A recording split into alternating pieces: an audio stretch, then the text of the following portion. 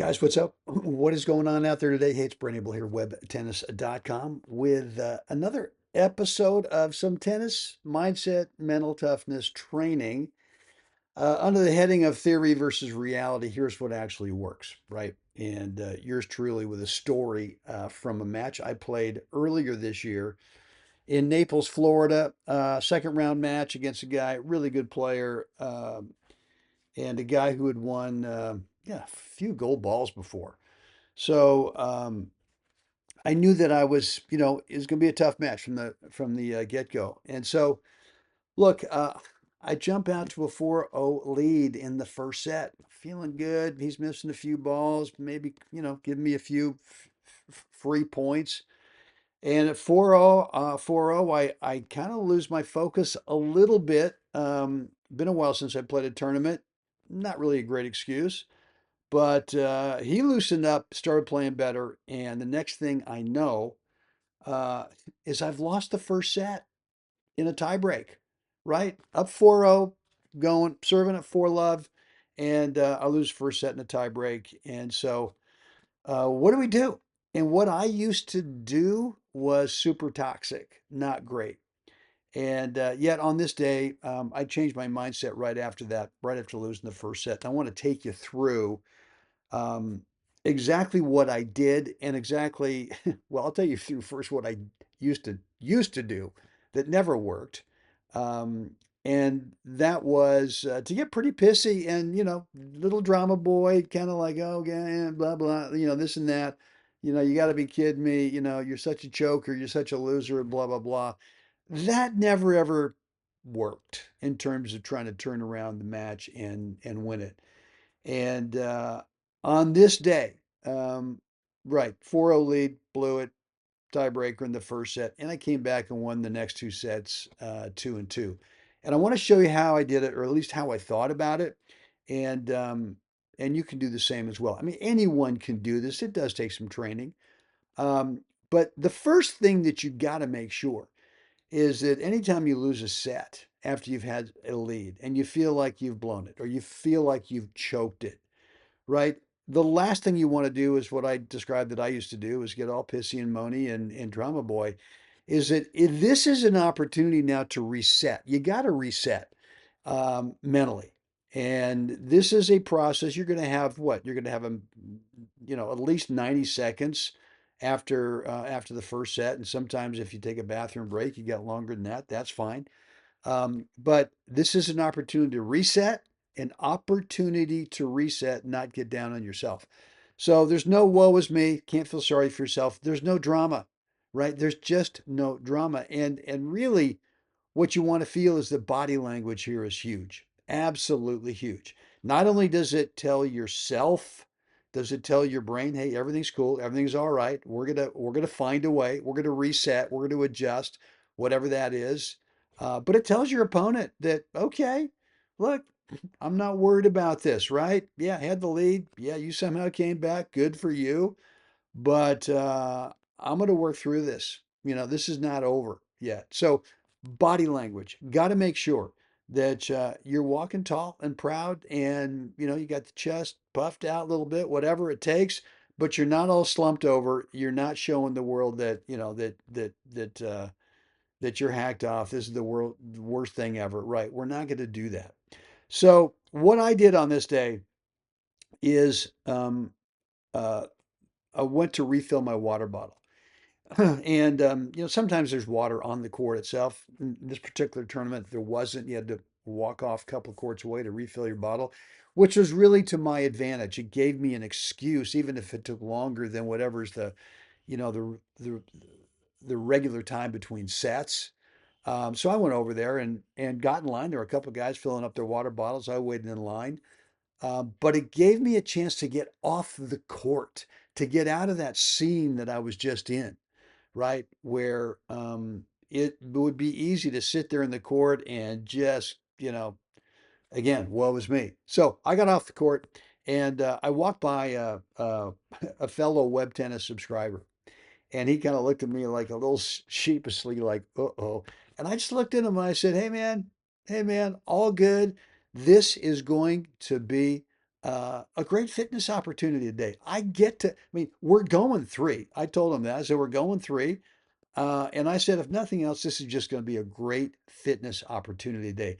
I'm going to run. I'm going to hustle. I'm going to work harder than this guy. I don't know what the result's going to be, but I'm going to turn it into mentally something different than thinking I blew it, I chunked it, I choked, whatever. And I'm going to turn this into a great fitness opportunity. Yeah, it's a little false belief, possibly, but sometimes that's what we do. Sometimes we have to tell ourselves a completely different message of what we're going to do. And and he kind of went, well, okay, well, that sounds great. Have fun out there. And so I got back in the court, and I already had plenty of shot choice data by that point, right? We'd played a set that was a tiebreaker. I mean, that's basically 13 games, right? Six all plus plus a tiebreaker, 12 plus one, 13. I mean, you've got so much data on this opponent now, right? And even if it didn't quite work out in the first set where you were up that 4-0 lead and let it slip away, you still got some data on this guy in terms of shot choice. And for me, I love that because now it narrows down maybe a certain part of the court that I'm going to play my shots into. Maybe I'm really just going to work that guy's backhand over and disguise another one into a dropper. Maybe there's enough data to realize can't leave anything short to this guy's forehand because it's good. And anything short might be, you know, it could be something that would maybe be um, sort of relatively deep for him on his backhand, but his forehand, it's not. It's not. So now all of a sudden I'm going, okay, well, I'm just going to play the ball over the ad side. And if I get a ball, if I get the ideal ball that I can disguise in a dropper, I'm going to go ahead and play it, right? So I then went into the counting strategy to start. And you've heard me talk about the counting strategy before. I've now got plenty of shot choice data on this guy. Let's say I'm going to play it over to the ad side most of the time. Well, if I'm serving, okay, when I make contact up on top of the toss, I'm telling myself at that moment, one, right? The guy returns the ball. And now whatever's coming back, I'm just thinking, I want the ball to go over to that ad side quadrant right at the moment of contact, not before and not after. I'm going to tell myself two. And I'm assuming the ball's going to come back. That's cool because I'm into the counting. I'm not worried about how deep I have to go with the counting. If I have got to go into three, four, five, whatever, that's cool. Look, the reality of the stats is that 70% of our points are played with four shots or less, right?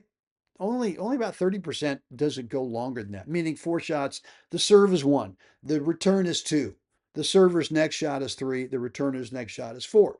And typically what happens is 70% of the time, points end within that four shot sequence. Could be one, double fault. Could be two, missed return. Okay.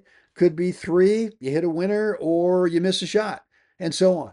So I've always figured that if I've got shot choice clarity, I know what I want to play to this guy, generally, most of the time. And now if I just start counting, and what the reason I love the counting is because a couple things. I figure if I can get past four, I'm probably going to win the point. Number one, but number two is that counting, focusing on what's the next number right at contact, takes away from me all the swing, uh, the swing technique thoughts, or all the thoughts of the score, or all the thoughts of God dang it, I don't want that guy to touch the ball over there, right? Whatever it is, for me, the counting of right through contact, right? Not before, not after, but right through contact really, really helps me have shot choice clarity, number one, but timing clarity as well. So that's what I did on this day is I just started counting. And I just kept it going. I won the second set 6-2. And I said, well, why would I change? I'm not now going, I mean, even if he knows what I'm doing, we changed sides at one point and you go, hey, dude, by the way, I'm playing most of the balls over over that ad side quadrant, and I'm counting right through contact. So I don't care if the guy knows that. If it's a winning deal, he probably knows what's going on. He might want to change the pattern. That's fine. but I'm going to keep working on my shot choice clarity and the counting through contact. And look, the big thing is you really got to dig into your BPR, your between points routine, right? And if you've not yet picked it up, next screen I'm going to show you is um, I'll give you the link, which is down below in the description area. But look, the reality is that 80% of our matches is spent between points and on side changes. Only 20% of the time on average are we actually playing points. And if you manage the 80% of the match really well, when we're not playing points, you tend to be able to now have that shot choice clarity we talked about and to stay focused on your strategy of counting if that's the strategy that you're going to use. And so on this day, the first set hadn't been a while since I played a tournament. Again, not a great excuse. Should have practiced my BPR a lot more before I showed up for the tournament. But between after that first set, I just told me, look, the BPR here, man, is going to be huge. So we're really, really going to be conscious of making sure at the end of every point that you go through the four parts between points routine. And for me, it works. It just works. And I think for most players, it does as well. So look, there it is. Reset, right? You lose first set, even if you lose the second set, right? Totally blow it. Win the first set, you're way up in the second set and below it somehow. And look, let's give that guy credit over there. He may have really upped his game. He may have loosened up and gone, screw it, I don't care. Here we go. And just couldn't miss, right? And the next thing you know is now you're in between either the first and second sets or you're in between the second and third sets. And again, this is the strategy to use right here is to take the time, reset, no woe is me, no drama. The body language is huge. Get your water bottle and get off the court. Even if the water's on the court, get off the court for 90 seconds. That means, walking in between courts somewhere else, that's fine. But you want to get out of the arena that you were just in. You want to clear your mind. Come up with something. Okay, this is a great fitness opportunity today. Meaning that I'm just going to hustle. The message for me is I'm going to work. I'm going to hustle. I'm going to work.